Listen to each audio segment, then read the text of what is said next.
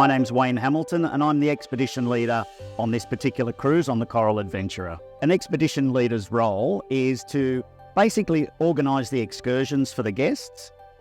We have to work out the tides, the suitability of landing, where we're going to go, what we're going to see, take into account meal times, journey times.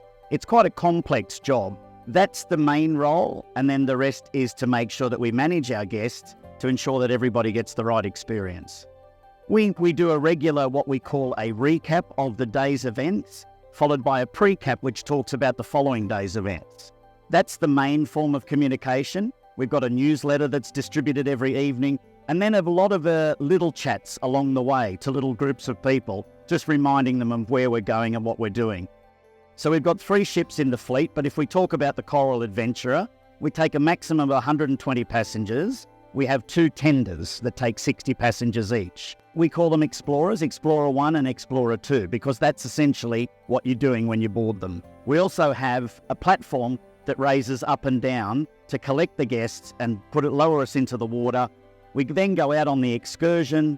We can get to smaller areas, and if need be, we can also then transfer into Zodiacs. The big advantages are it's covered, it's sheltered. When we move, you get some airflow, and we can get to places quicker, and we can get into areas that a lot of other ships can't. All the other ships only have Zodiacs, so if they have 200 or 300 people, they have to keep continually using Zodiacs, whereas we can move 60 people at one time to any location. We're sitting at 37 degrees at the moment, and our excursion this morning was 3 hours. If you were sitting on a Zodiac for 3 hours, I think, you'd be in fear of melting. Once you board the Explorer, you're lowered down into the water, and then we head off on our excursion.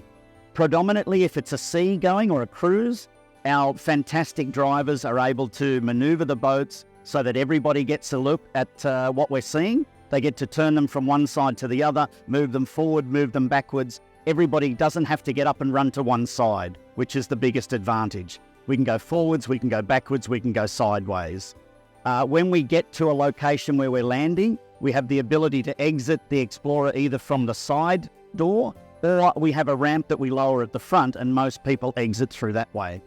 On this cruise, for example, we recently visited King Cascade, and that's a 40-minute journey from where the ship anchors up to the mouth of a river, and it would be near impossible to do that on a Zodiac. Once we got to the falls, we were able to lower the ramp and go right up hard against the falls themselves, and guests were able to walk out on the ramp and experience a freshwater shower. We are the only company that's able to offer that in this area.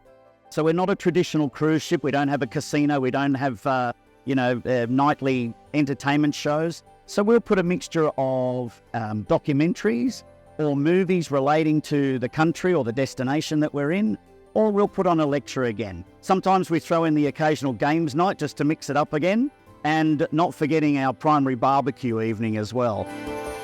My job is to ensure that everybody gets the most out of the journey, irrespective of their abilities or their interests. We want to make sure that everyone goes away learning a lot more, but more importantly, they've enjoyed themselves. That's the whole idea.